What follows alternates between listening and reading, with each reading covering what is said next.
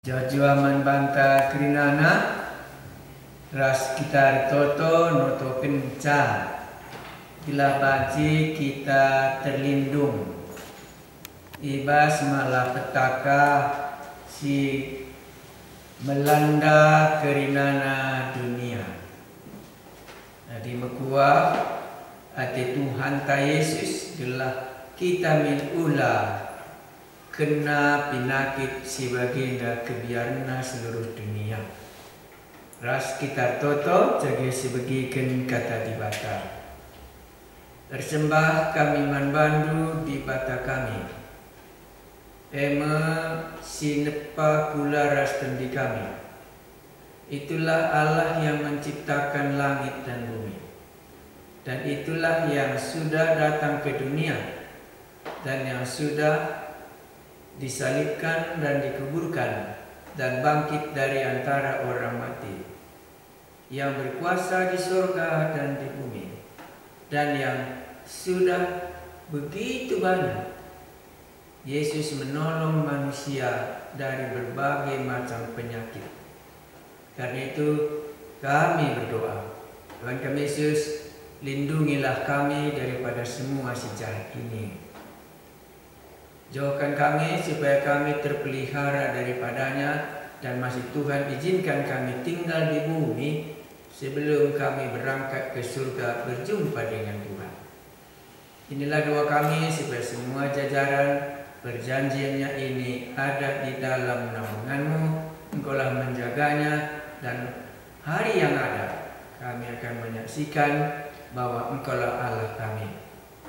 Dan kami berdoa juga supaya kekuatan tubuh kami, kesehatan kami, Tuhan menambahkannya sehingga kami semakin kuat imunisasi kami tidak mempan walaupun harus berjumpa dengan penyakit yang sangat mengganas ini. Terima kasih Tuhan kami Yesus, kami telah menyerahkan hidup kami ke dalam tangan-Mu. Dan kami berdoa buat para dokter dan para medis kami juga, lindungilah mereka. Dan berilah kabar kepada kami supaya tangan-Mu sendiri memberikan obat. Penemuan-penemuan yang masih dicari pada semua pakar, berilah mereka menemukannya sehingga ditemukan obat ini.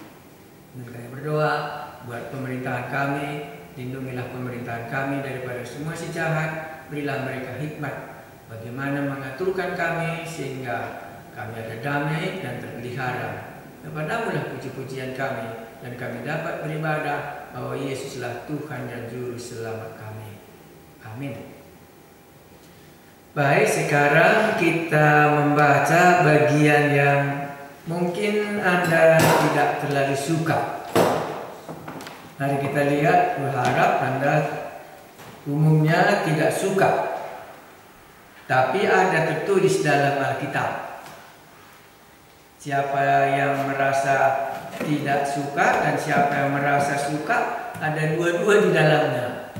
Jadi memang ceritanya hari ini, ya, mari kita lihat Markus pasal 6. Nanti Anda bisa tanya, kenapa Bapak katakan kami gak suka? Cerita inilah yang paling aku sukai. Markus pasal 6 ayat 14.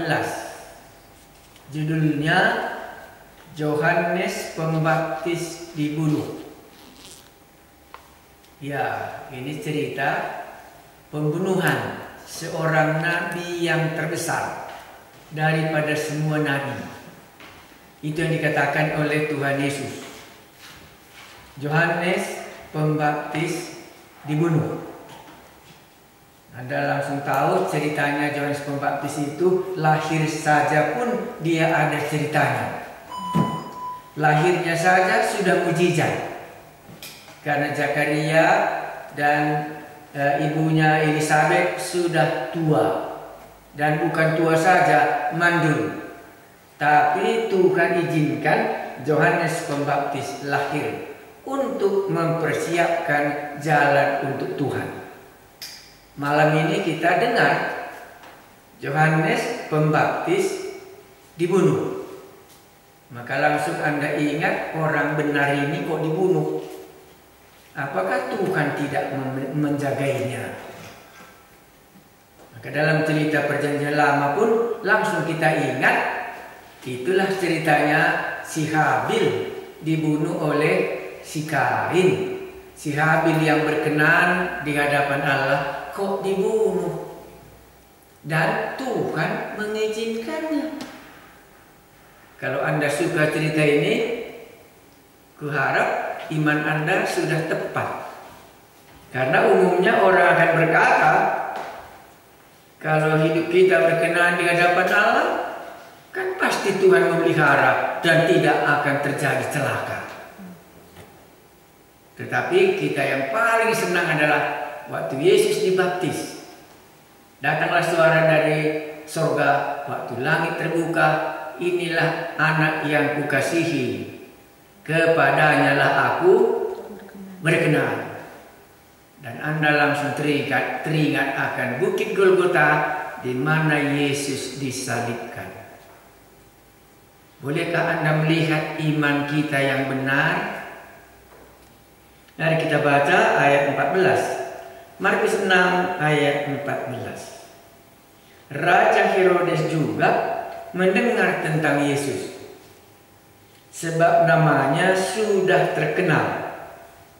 Dan orang mengatakan, Yohanes Pembaptis sudah bangkit dari antara orang mati. Dan itulah sebabnya kuasa-kuasa itu bekerja di dalam dia. 15. Yang lain mengatakan dia itu Elia. Yang lain lagi mengatakan dia itu seorang nabi, sama seperti nabi-nabi yang dahulu. Ayat 16 satu lagi saya baca. Waktu Herodes mendengar hal itu, ia berkata, bukan, dia itu Yohanes yang sudah kupenggal kepalanya dan yang bangkit lagi. Inilah bagian ayat 14. Jadi dalam bagian ini yang diungkapkan adalah mengenai Yesus. Dikatakan tadi Raja Herodes juga mendengar tentang Yesus. Jadi Raja Herodes ini pemerintahan gubernur di Galilea, di mana Yesus hidup. Ya, makanya waktu ditangkap di Yerusalem, Pilatus katakan, oh Herodes juga ada di kota Yerusalem. Karena dia berasal dari Galilea, serahkanlah Herodes. Biarlah Herodes dulu mengadili dia, karena ini rakyatnya. Dan Herodes ini mendengar tentang Yesus. Raja Herodes juga mendengar tentang Yesus.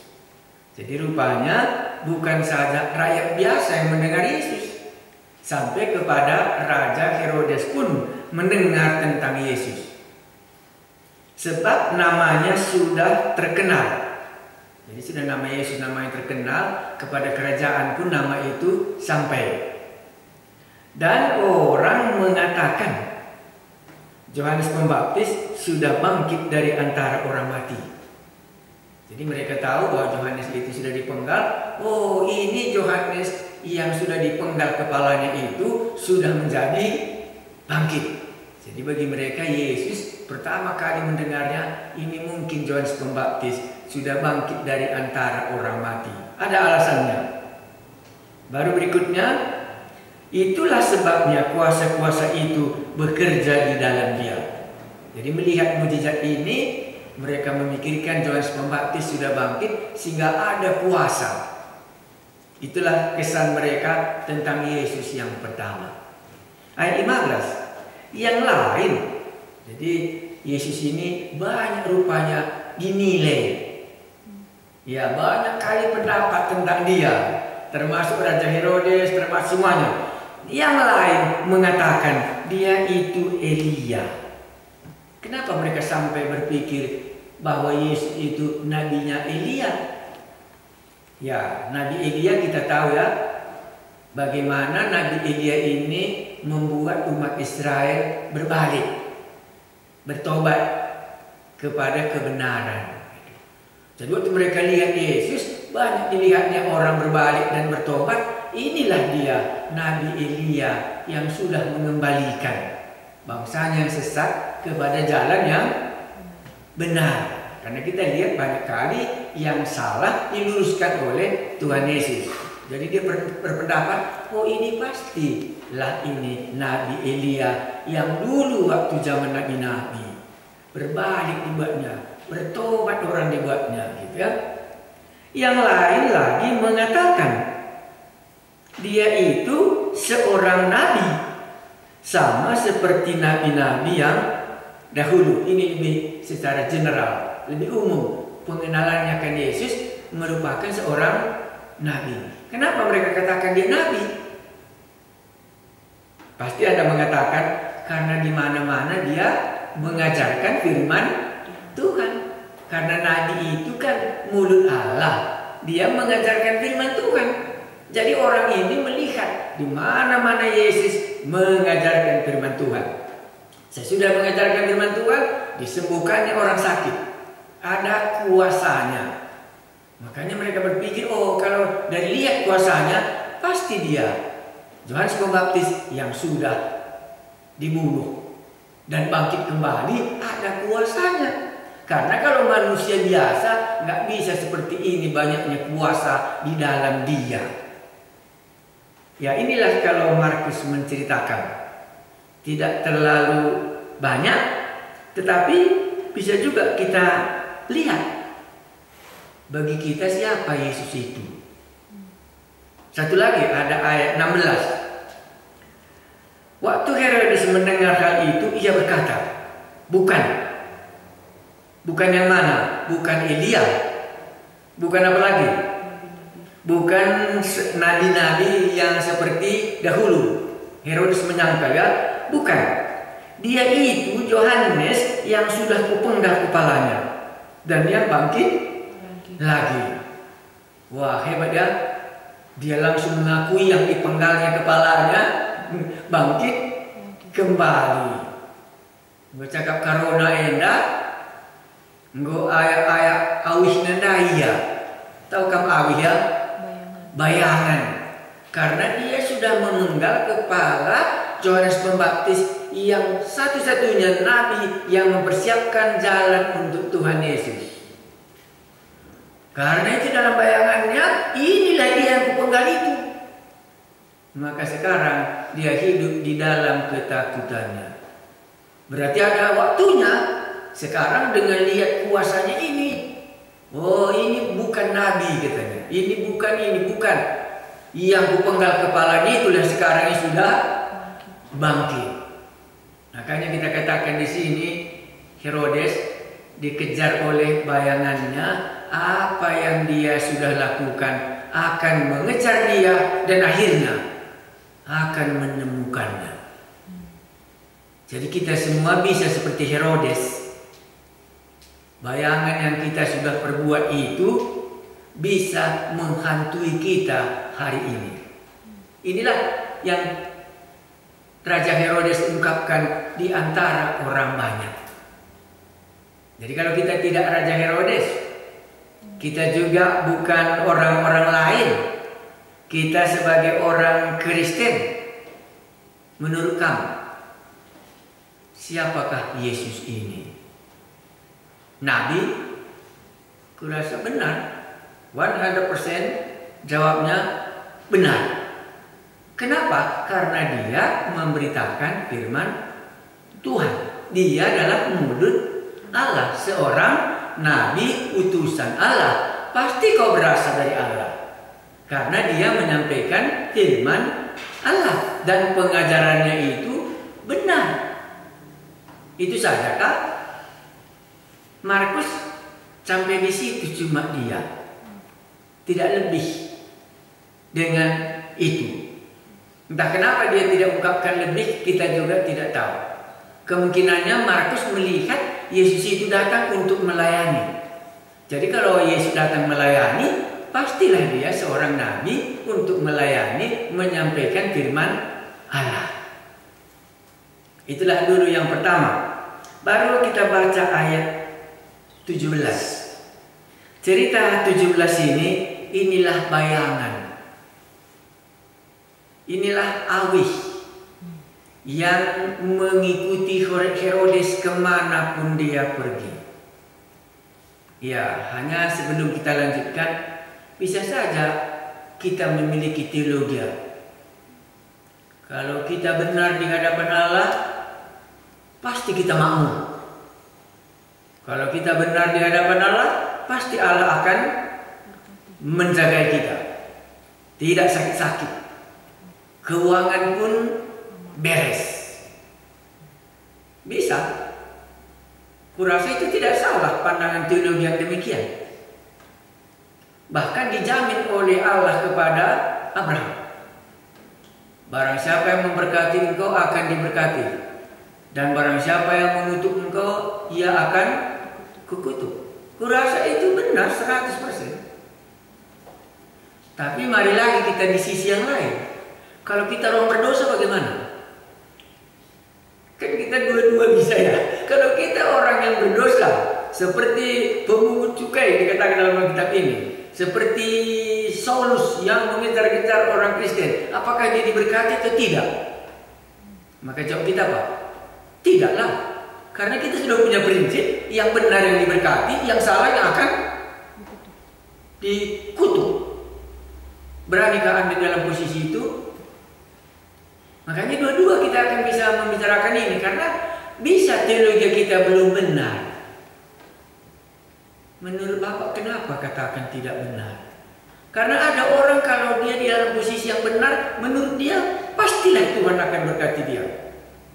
Makanya tadi saya mulai dari si Kain sama si Habil. Dan di sini kita juga jumpa Yohanes Pembaptis, kelahirannya saja mujizat. Dan dia mempersiapkan jalan untuk Tuhan Yesus. Dan sekarang kita dengar dia dipenjarakan oleh Raja Herodes dan ceritanya ini dibunuh. Di mana teologi kita itu yang benar kalau demikian? Pasti jawabnya, iya Pak, perjanjian lama memang sesuai dengan Taurat. Memang orang benar itu demikian. Tetapi dalam perjanjian baru bukan demikian. Yohanes Pembaptis orang yang benar. Satu lagi yang paling benar, lebih benar daripada Yohanes Pembaptis adalah Tuhan Yesus. Tapi dia juga disalibkan. Dan lawan jauh lagi lebih besar satu lagi, itulah Rasul Paulus. Dia mengabarkan Injil, tapi mengalami penderitaan. Demikian juga rasul-rasul yang begitu baik memberitakan Injil, terjadi keselamatan, Injil diberitakan, semuanya hampir mati martir. Demikian juga misioneri-misioneri yang lain yang pergi mengabarkan Injil. Di mana di sekolah kami waktu saya kunjungi tahun lalu banyak dibuat memorial itu supaya menjadi ingatan. Beberapa dari sekolah teologi kami itu kalau nggak silap saya 14 keluarga mati martir di ladang misi. Jadi nama mereka ditaruh di depan pintu itu, dibuat taman memori untuk teman-teman yang keluar dari sekolah Bible College ini. 14 keluarga mati martir di medan waktu mereka mengabarkan Injil. Apakah mereka tidak disertai oleh Allah? Itulah banyak waktu saya lihat nama siang ini meninggalnya di daerah Filipina, siang ini meninggalnya di daerah ini, siang ini dibunuh di sini, dan dia tidak kembali lagi ke sekolah, ke kampung dari mana dia diutus dari negara itu. Dan malam ini kita dengar cerita ini, sudah benarkah teologi kita? Mari kita lihat ceritanya 17. Sebab memang Herodeslah yang menyuruh orang menangkap Yohanes dan membelenggunya Sebab memang Herodeslah yang menyuruh orang menangkap Yohanes dan membelenggunya di penjara berhubungan dengan peristiwa Herodias, istri Filipus saudaranya, karena Herodes telah mengambil mengambilnya sebagai istri. Jadi Herodias ini rupanya istrinya Filipus. Tetapi diambil Herodes. Herodes rupanya bersenina sama Filipus. Inilah keadaan. Ayat 18. Karena Yohanes pernah menegur Herodias. Karena Yohanes pernah menegur Herodes. Benar dia, berani dia menegur raja ya.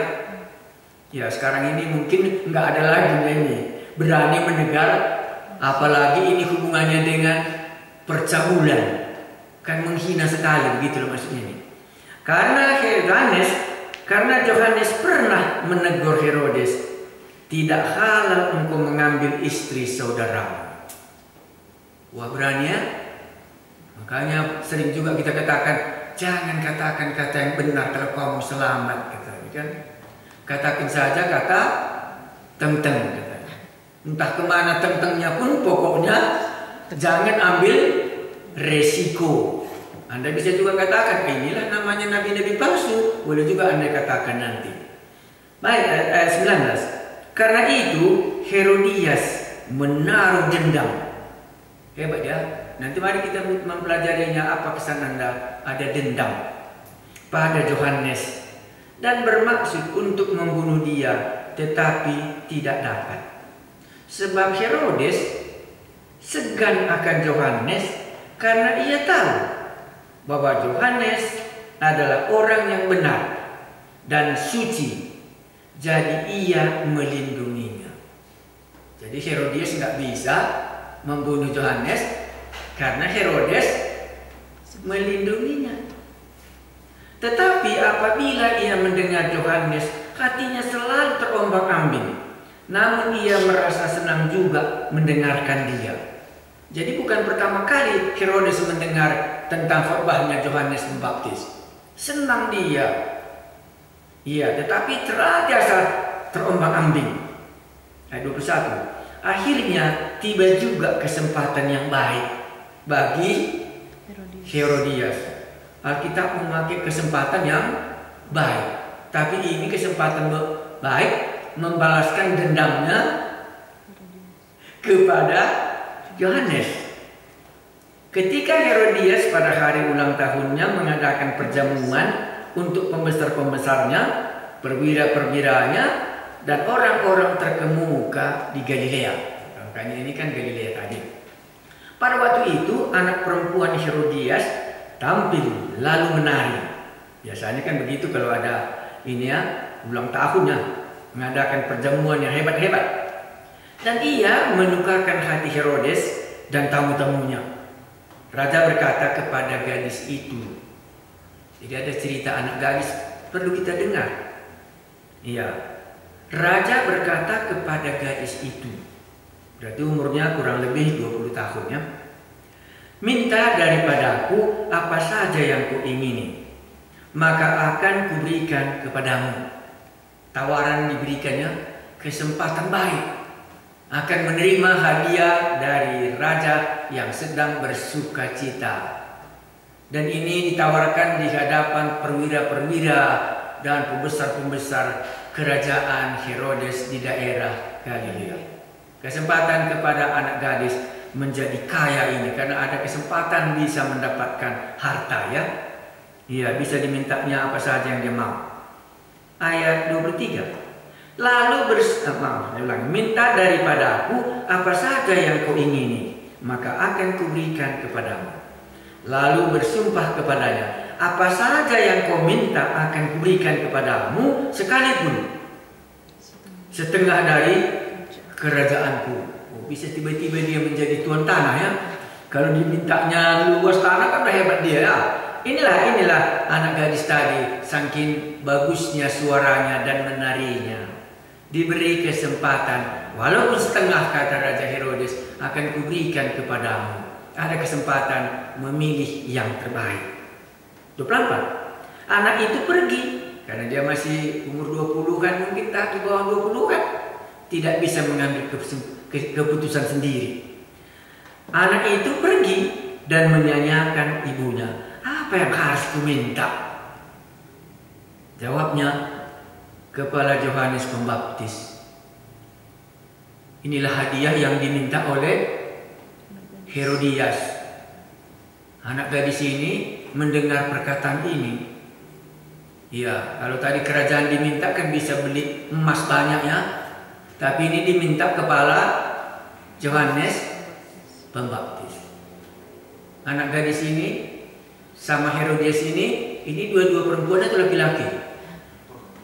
Perempuan. Sebenarnya nanti bisa kita lihat ini mengenai hati. Karena tadi dia sudah menaruh dendam. Ya. Jadi di sini kesempatan dendamnya meletus. Di sini dendamnya mengambil kesempatan yang baik. Maka tadi anak gadis, kata Markus menuliskannya. Baru ayat 25. Maka cepat-cepat ia pergi kepada raja dan meminta, aku mau supaya sekarang juga engkau berikan kepada aku kepala Yohanes Pembaptis di sebuah talam. Inilah permintaan. Entah untuk apanya nanti kepala Yohanes Pembaptis itu, apakah itu nanti berubah jadi emas, kita tidak tahu. Tapi inilah permintaannya kepada Raja Herodes. Iya, ayat 26.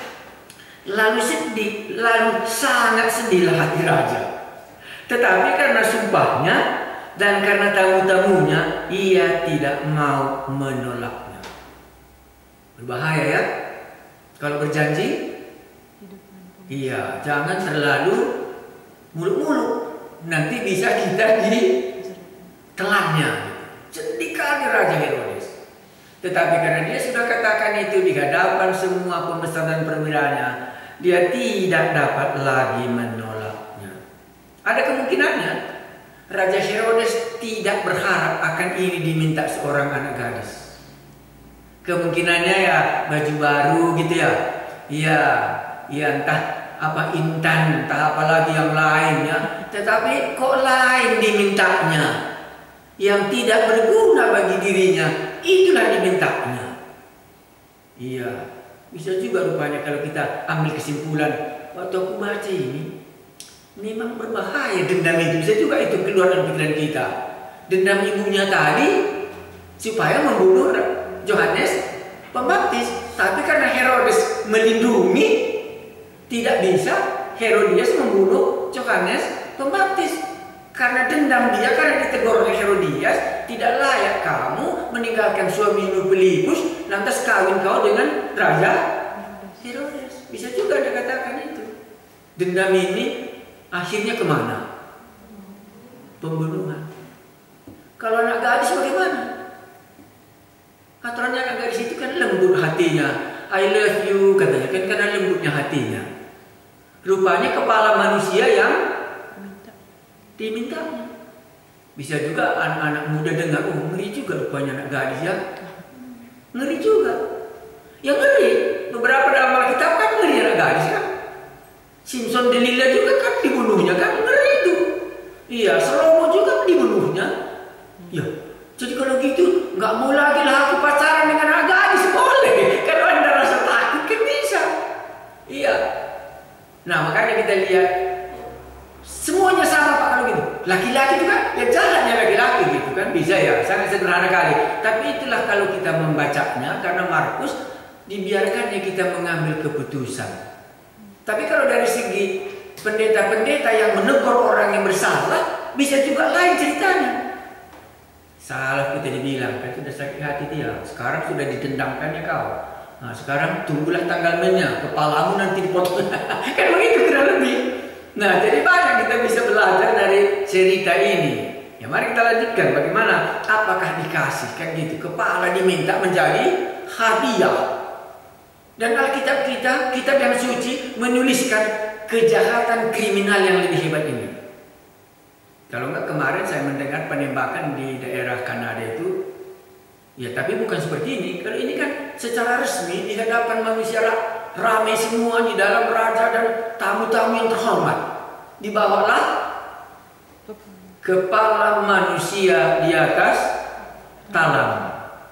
Anda akan bisa mengatakan, oh kalau kukatakan kejahatan hari ini lebih jahat, Rupanya lebih jahat dalam zaman Raja Herodes. Ini hanya terulang saja, gitu ya. Nah, mari kita baca ayat 27. Raja segera menyuruh seorang pengawal dengan perintah supaya mengambil kepala Yohanes. Karena Yohanes Pembaptis sudah dipenjarakan pada pasal 1 ya. Didengar Tuhan Yesus, Yohanes Pembaptis dipenjarakan, langsung dia mulai khotbah. Patah tumbuh hilang berganti. Itu pasal 1 ayat 14. Orang itu pergi dan memenggal kepala Yohanes di penjara.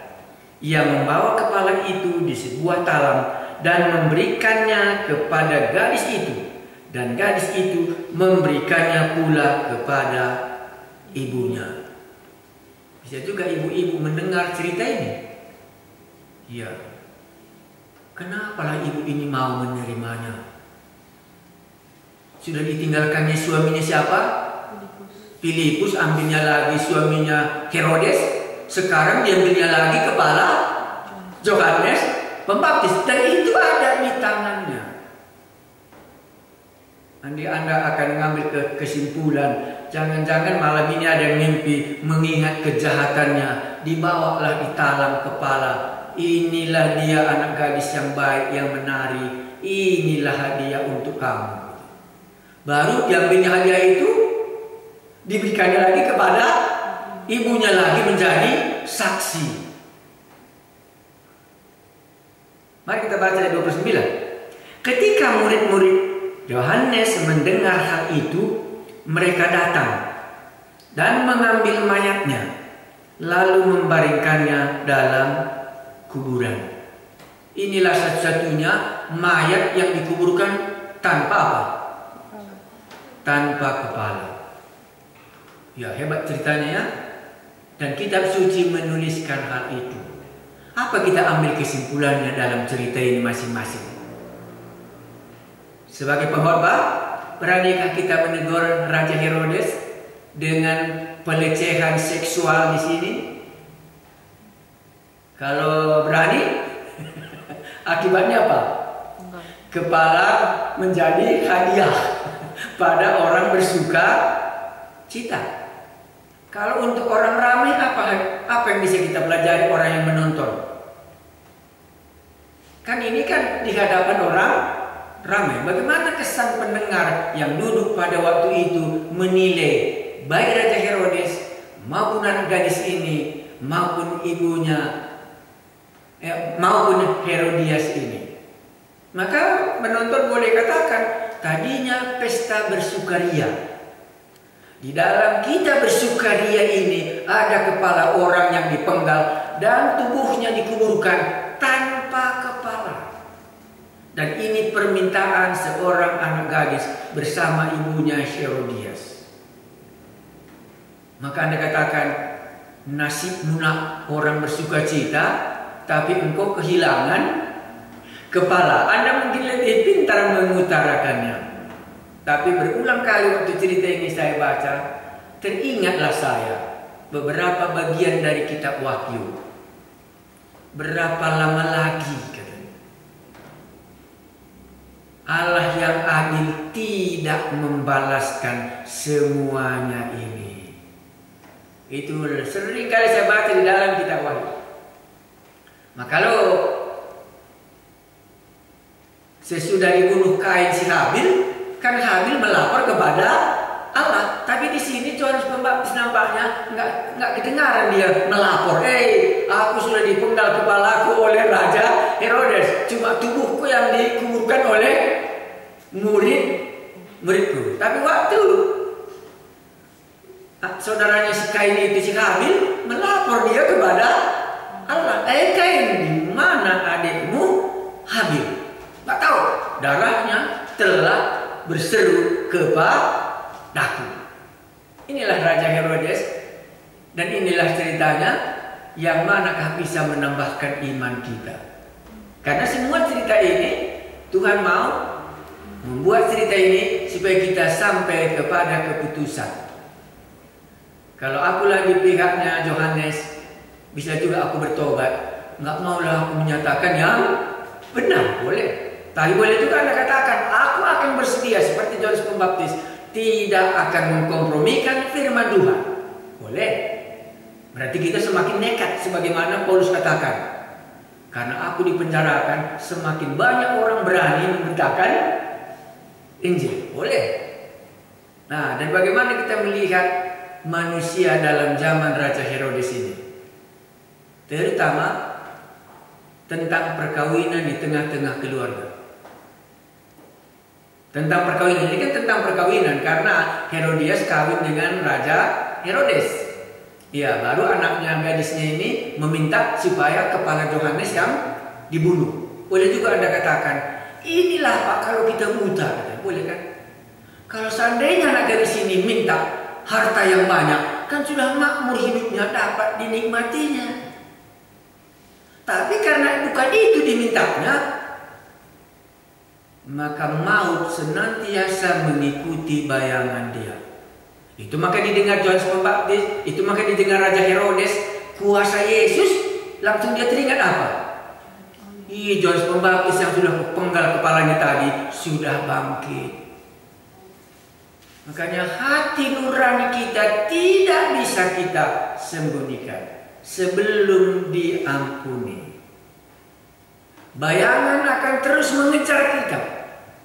Tidak bisa tidak sama dengan Raja Herodes ini, mengingat apa yang dilakukannya kepada Yohanes Pembaptis. Waktu Tuhan Yesus khotbah, dibayangkannya Yohanes Pembaptis datang kembali ke rumahnya.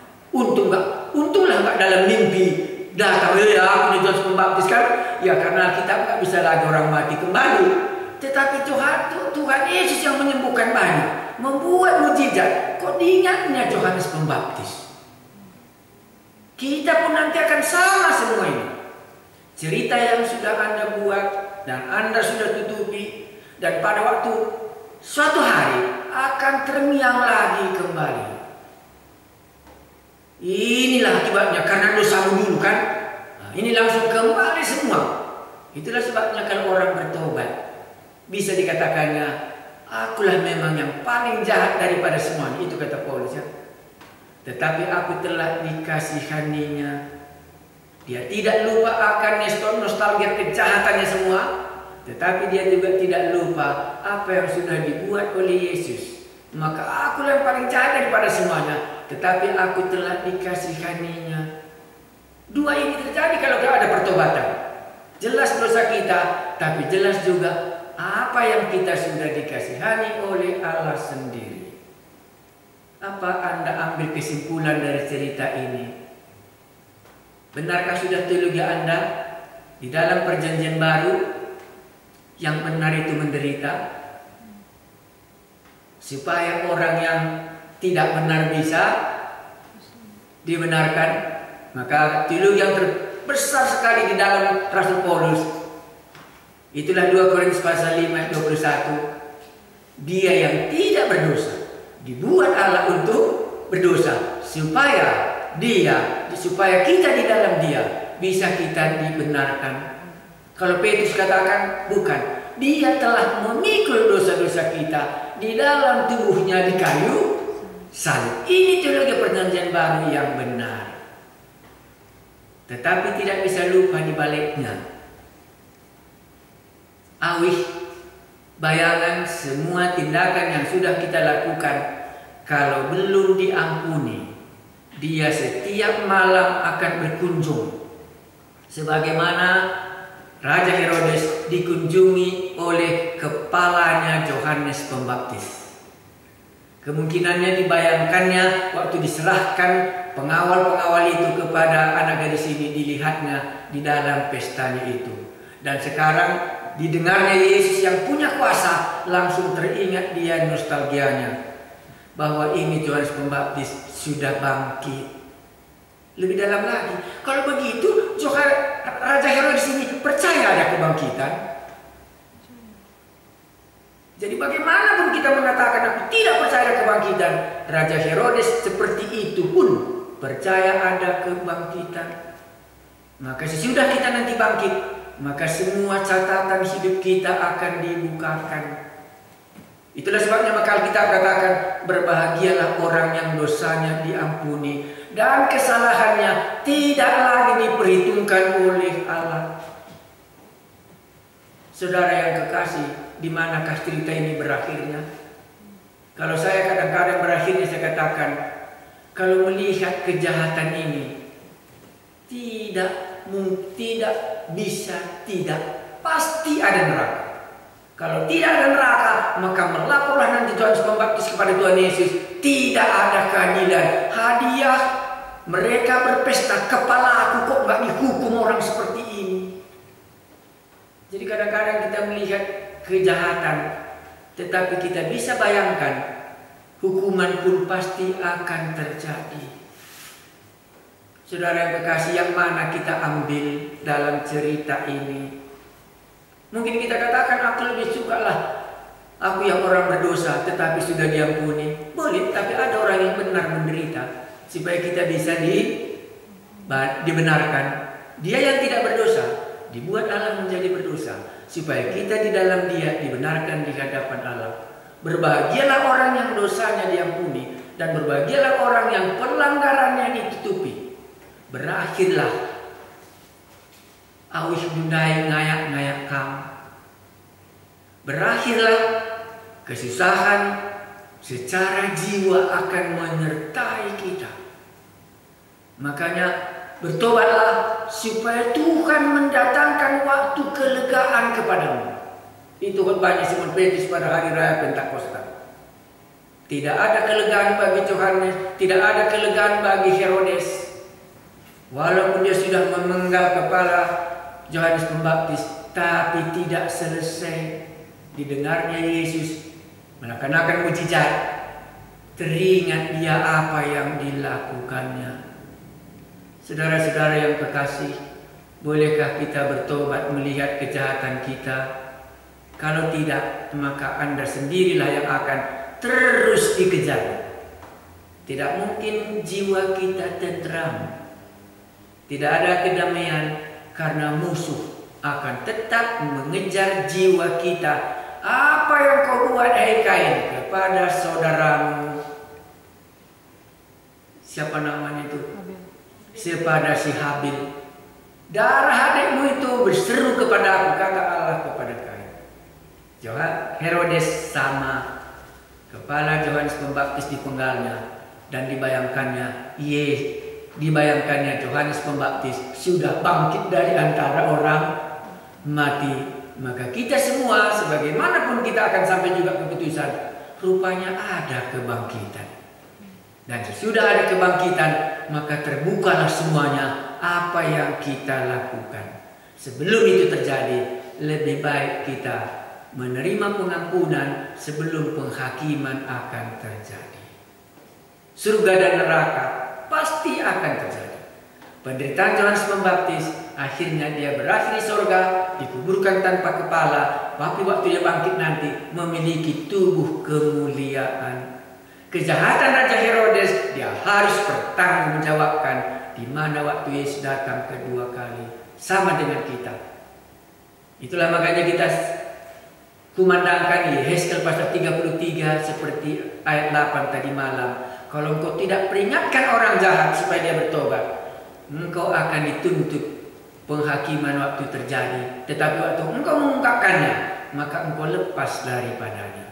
Pakailah cerita Herodes memenggal kepala Yohanes Pembaptis ini, mengingatkan kita tidak ada bedanya dengan Raja Herodes. Kita tidak ada bedanya dengan perempuan anak gadis yang cantik ini berani meminta kepala untuk menjadi hadiah. Kita tidak ada bedanya dengan Herodias, dendam dan akhirnya pembunuhan. Marilah kita sama-sama merenungkannya. Cuma kayu salib yang bisa memberikan damai di dalam hati Anda. Kita mengakhiri kebaktian ini. Mari kita berdoa. Kami telah mendengar cerita ini dan hati kami dikejutkan dan juga teologi kami dibenarkan. Memang ada orang benar yang menderita. Itulah Yesus sendiri yang paling benar. Supaya kami yang jahat bisa dibenarkan di hadapan-Mu, sehingga semua perbuatan yang masa lalu tidak akan mengejar kami sampai ke liang kubur. Karena setiap kali ada orang pertobatan, maka ada damai sejahtera. Bertobatlah dan sadarlah, supaya Tuhan mendatangkan waktu kelegaan. Herodes tidak pernah dia tenang. Dia akan teringat kepada semua kejahatan yang sudah dia lakukan kepada Yohanes Pembaptis. Sama halnya dengan kami. Kalau waktu pertobatannya Zakheus, dia katakan, kalau ada yang kuperas 4 kali lipat, akan kukembalikan. Karena memang ada bayangan pemerasan dalam hidupnya, sehingga dia rela mengembalikannya dengan sukacita. Dia menerima Yesus. Ada di antara kitakah yang mau bertobat malam ini? Kita masing-masing tahu. Bisakah nanti Anda mimpi melihat kejahatan Anda karena belum diampuni? Tetapi pulanglah seperti anak yang hilang itu. Di rumah Bapakku banyak makanan. Di dalam dia masih ada pengampunan sebelum lewat hari ini. Tuhan kami Yesus, kami mengucapkan syukur kalau boleh kami membaca cerita ini bersama-sama. Tapi kami berdoa supaya Roh-Mu yang kudus mengingatkan kami, sebagaimana Herodes mengingatkan, dia telah memenggal kepala Yohanes Pembaptis. Mungkin kejahatan kami tidak seberat ini, tetapi sama halnya terus mengejar kami sampai hari ini, sehingga tidak ada ketenangan di dalam jiwa kami. Tuhan, kami tahu, berbahagialah orang yang dosanya diampuni dan pelanggarannya tidak lagi diperhitungkan oleh Allah. Kami tahu hanya di dalam Yesuslah perhitungan dosa kami dihapuskan. Terima kasih Tuhan Yesus, kami berdoa untuk Roh-Mu yang kudus mendorong kami untuk bertobat dan menerima pengampunan, supaya damai sejahtera turun dalam hati kami masing-masing sebelum penghukuman akan jatuh. Terima kasih Tuhan kami Yesus, Engkau memperingatkan kami malam ini. Kepadamu-lah puji-pujian kami, Allah yang mengasihi kami, di dalam Yesus Kristus Tuhan dan Juru Selamat kami. Amin.